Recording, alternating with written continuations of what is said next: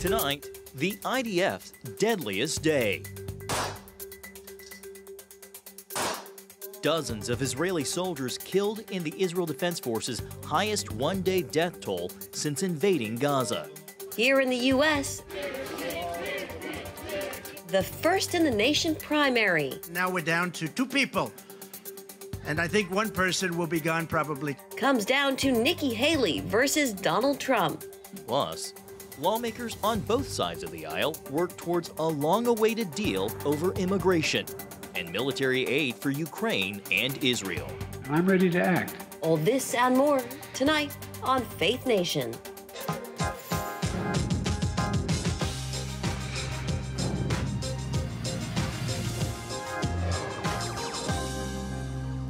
The deadliest day of the war for Israel. Good evening and welcome to Faith Nation. I'm John Jessup. And in Washington, I'm Jenna Browder. Israel is launching one of the bloodiest offensives of the Gaza war and paying the price. Dozens of Israeli soldiers were killed in the deadliest day of fighting for Israel since the invasion of Gaza. At least 21 of the 24 soldiers killed Monday died in a single attack. Now, a military investigation is reportedly underway. And Israeli Prime Minister Benjamin Netanyahu is vowing to press on until total victory against Hamas. During a funeral today for one of the Israeli soldiers, mourners resolved to carry on. Netanyahu called the loss one of the hardest days when terrorists fired an RPG at a tank, which set off a chain reaction that caused a massive explosion, collapsing buildings and killing IDF soldiers inside. This war has a very painful and heavy price. The devoted reservists who rallied to the flag sacrificed everything for the security of Israel so that we all can live here securely. The Israeli military has killed dozens of Hamas fighters since Monday. The IDF says it encircled the Palestinian city of Han Yunis, pummeling the Hamas stronghold with airstrikes. Meanwhile, humanitarian aid in Gaza is running out. Israel is facing increasing pressure to end the fighting, reportedly sending a proposal to Hamas that included a 2-month ceasefire in exchange for all Israeli hostages. Hamas, which is still holding more than 130 hostages captive, has said it won't accept any deal without a permanent ceasefire. Brad Bowman is the Senior Director of the Center on Military and Political Power at Foundation for Defense of Democracies, and he joins us now. Brad, welcome to you. So first off, your reaction to the latest out of Gaza and the developing situation there. Is there any way, any chance of de-escalation after these 24 IDF soldiers were killed, or will the fighting pick up? Thanks for the opportunity to join you again. The reports of the death of these Israeli soldiers is just really sad and really tragic. And this is unfortunately what one would expect of urban warfare against a determined terrorist adversary. And, Israel has come under a lot of criticism for its airstrikes that it's, in my view, had to undertake. But if you're going to curtail the airstrikes, right, then you're going to have to send in ground forces. And when you send in ground forces, they're going to be susceptible to ambushes, snipers, IEDs, and attacks like the one we saw here that took so many of these lives, soldiers that won't be returning home to their families. So, this is in the South. The focus right now in the South where the fighting is, it's tenacious fighting, and it's sad. But I think Israelis understand after the worst single-day attack on Jews on October 7th since the Holocaust that they cannot have a terrorist enemy continue to sit on its border that does not recognize Israel's right to exist. So there's a cost, and the cost sadly will grow. But I think these are costs that Israel is willing to pay so they can continue to survive and thrive in the Middle East. Yeah, Israel and Hamas, Brad, have both laid out their terms for the release of the hostages. Neither, though, is suitable to the other side. How do they reach a deal, and how do you negotiate with Hamas? There's some tension here just on the Israeli side alone, right? You've got 2 primary objectives, one of which I just referenced, that is the destruction of Hamas.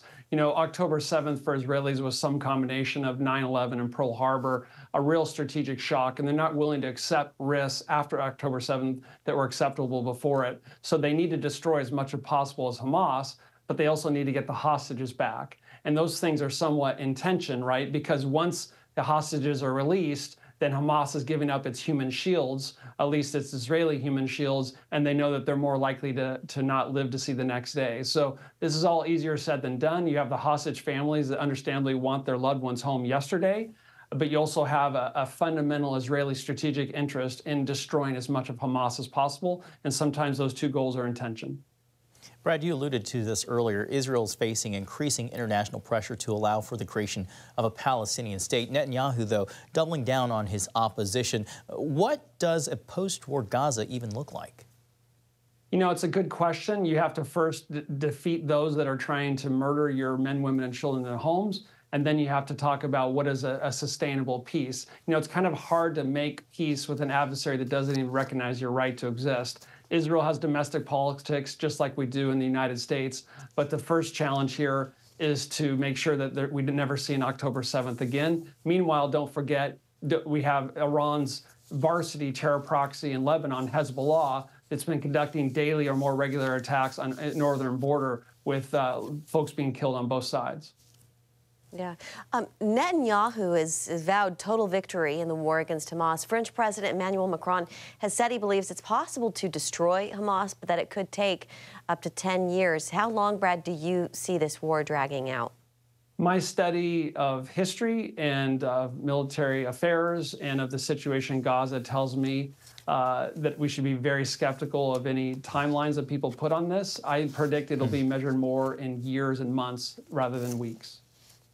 All right, Brad Bowman with the Foundation for Defense of Democracies. We always appreciate your time and insights. Thank you, Brad. Thanks, Brad. Thank you. Thank you. Well, as the war continues in the Middle East, here at home, the 2024 election is top of mind, but the situation between Israel and Hamas is factoring in, with most voters offering support to the Jewish state. A new Harvard Caps Harris poll finding 80% of U.S. voters side with Israel over Hamas in the ongoing war. There is a sharp age divide, though. Only 57% of voters aged 18 to 24 support Israel over Hamas. That number jumps to 93% for those older than 65. One thing a majority of voters do agree on is how they disagree with President Biden's handling of the Israel-Hamas conflict. Only 39% approve. Well, months of campaigning comes down to just two. A face-off between former President Trump and former South Carolina Governor Nikki Haley in the first-in-the-nation primary tonight in New Hampshire. Haley delivering a closing message to would-be supporters of Florida's Governor Ron DeSantis, who dropped out of the race Sunday. I know you love America, too, and I know you want a new generational leader, and I know you want someone that is going to deliver results for you and get all of the woke stuff out and get all the noise out and get back to the basics of what government was supposed to be.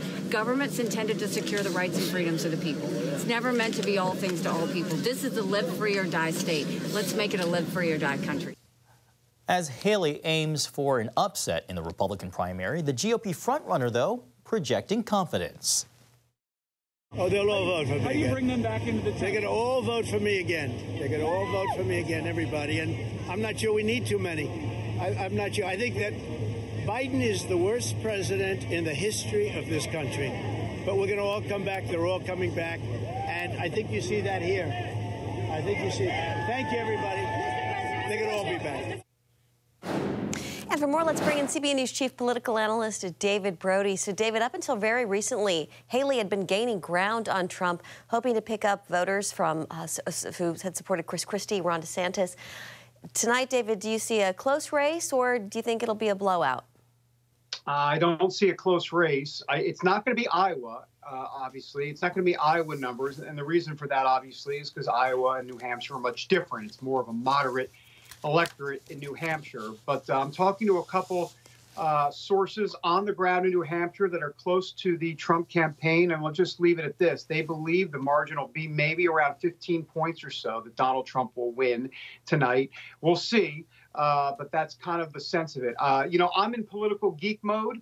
I'm going to be looking at places like Salem, New Hampshire, which is Chris Sununu, the governor who's endorsed Haley. It's his hometown. We'll see how she does there. And, of course, Bedford, New Hampshire, very important. That's a more of an upscale, well-to-do, kind of the Nikki Haley moderate wing, if you will, of that state. She needs to do north of 65% tonight in that city of Bedford, that town of Bedford. We'll see how that works. I don't think she gets anywhere close to 65% in Bedford. Speaking of Geek Mode, real quick, I want to do a plug for you and Matt Galka. I know you guys are going to be on YouTube covering some of the results. But, you know, Trump appears to be destined to lock up the primary vote, at least right now. But the question is, will he be able to carry that momentum into the general election? I want you to take a listen to one New Hampshire Republican and what he had to say about why he's supporting Haley over Trump. She's a charismatic person.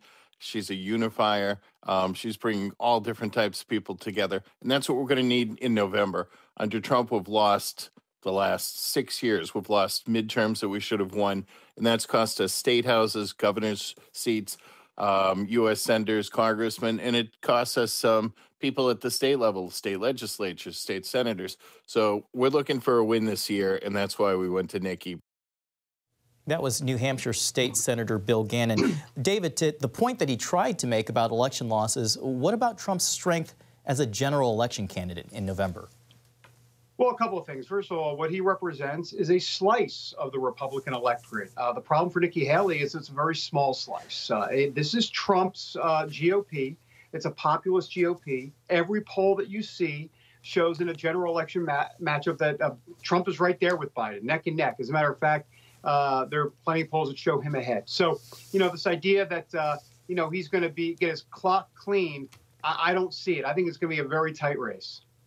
Now, speaking of President Biden, he's not on the ballot, David, in New Hampshire, although his voice was actually used in a deep-fake robocall telling Democrats not to vote. Can you remind us why he's not on the ballot? Right, because Biden didn't want New Hampshire to be first in the nation for the Democrats in the primary. They want South Carolina to be. So they took away the delegates from New Hampshire. Well, I shouldn't say they took it away. They said, you can hold your primary, but your delegates aren't going to count. So Biden's not on the ballot. And that's why. There'll be write-ins tonight for Biden. But technically, any delegates won tonight by Biden won't count. It'll be South Carolina. They felt South Carolina was a better fit for the Democrat Party to be first in the nation rather than New Hampshire. All right, CBN News Chief Political Analyst David Brody. And again, a plug for David and Matt Galka, who will be on YouTube covering tonight's New Hampshire primary. Thanks again, David. Thanks, guys. You bet. You bet, guys. Well, what an emerging border deal could mean for the future of immigration in America. That story and more just 2 minutes away.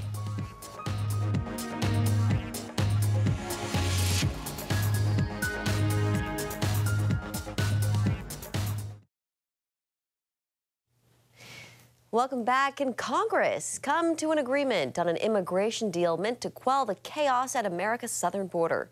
Lawmakers on Capitol Hill continue to wrestle with that question. A border deal is also seen as the last hurdle for getting foreign aid to America's allies around the world. CBN Capitol Hill correspondent Matt Galka joins us now with more on how close Congress may be to a potential compromise. Matt. Well, guys, in the Senate, they seem close. The House, a lot farther apart. But there's optimism a new border compromise bill could at least be out this week. Senators believe they're close on a bipartisan border compromise. One of the final issues centers around parole authority, or so-called catch-and-release policy that allows border crossers to come into the country rather than be detained. As negotiators iron out the details, Senate Republican leaders push the importance of a deal. The entire world understands what's at stake here in the Senate in the coming weeks. America's national security begins with securing and maintaining our borders. It's a matter of basic sovereignty.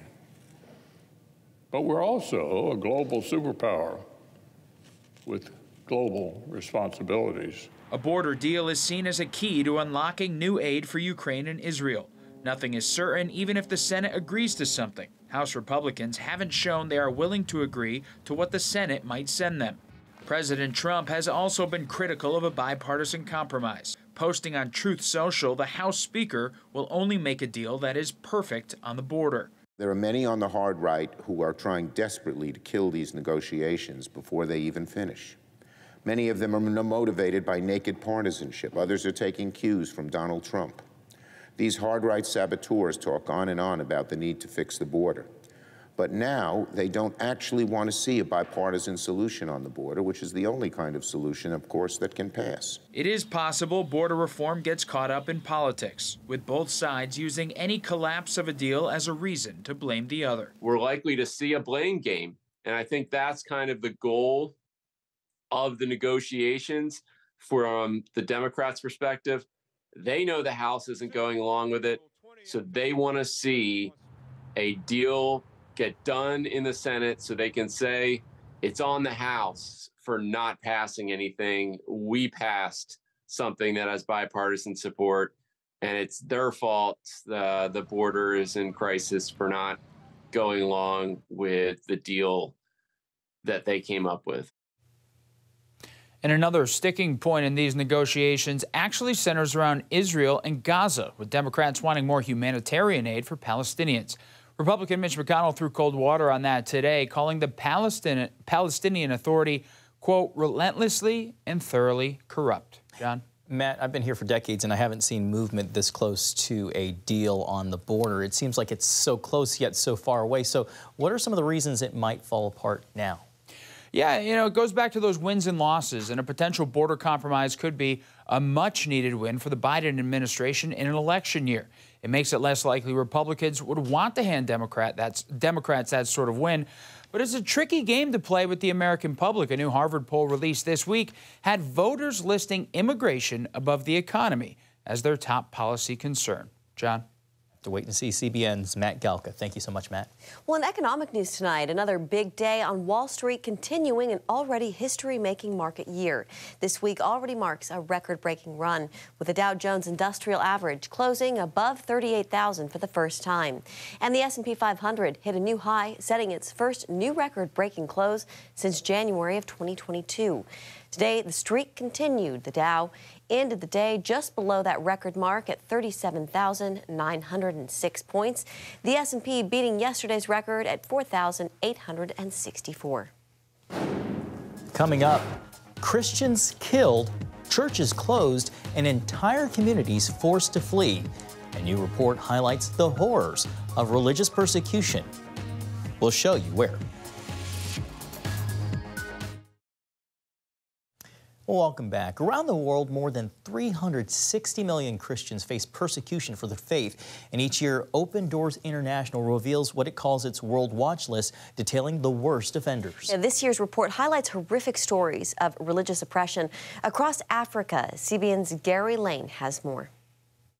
The usual countries of concern top this year's Open Doors World Watch list.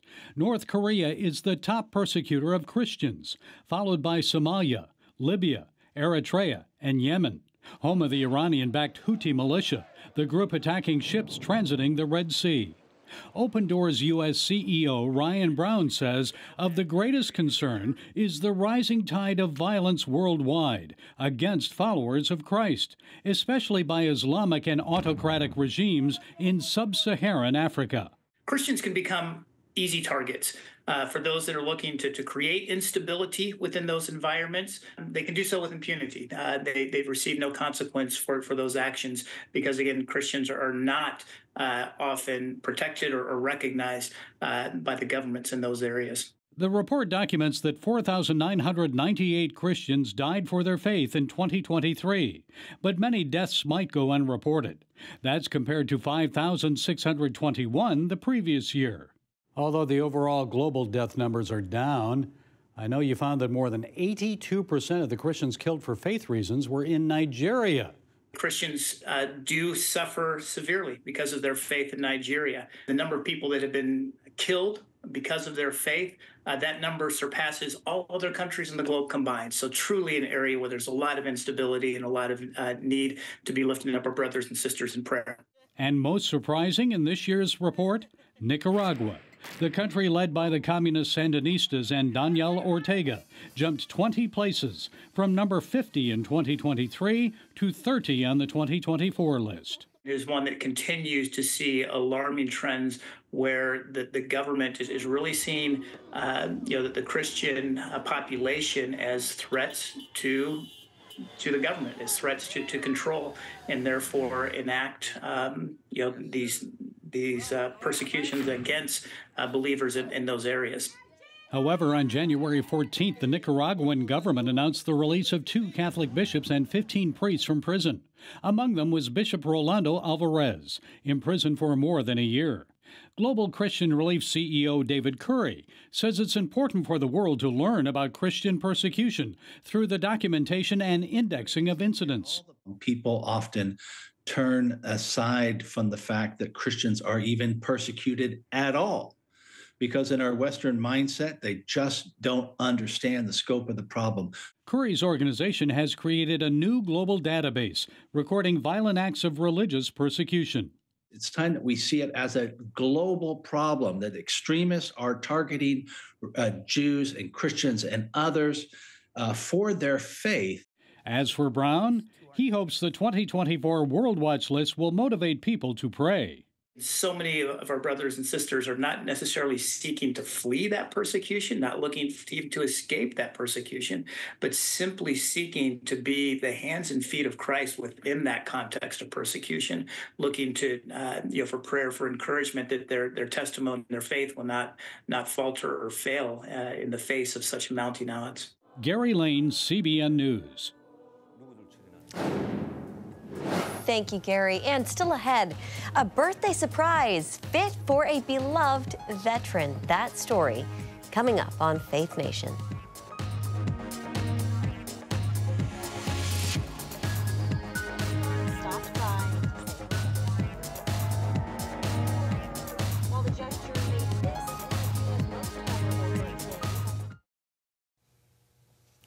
Finally tonight, a World War II Coast Guard veteran celebrated her 100th birthday in the most fitting way. Gina officially joined the Coast Guard's women's branch back in 1943. Now on her milestone birthday, the Coast Guard joined in on her celebration. Current active duty members attended her party along with family and friends, where she was given the opportunity to re-enlist for a day.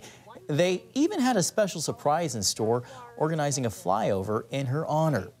Gina called it one of her most memorable birthdays out of many. When asked about her secret to long life, she said, "It's lots of laughter." And I think that's a good tip. I think Laugh that's a lot. true. That's got to be true. Yeah. Laugh a lot. We want to remind you tonight, of course, First in the Nation primary in New Hampshire. We will have live coverage on YouTube with Matt and David, so be sure to check that out. Thanks so much for joining us for this edition of Faith Nation. Have a great evening.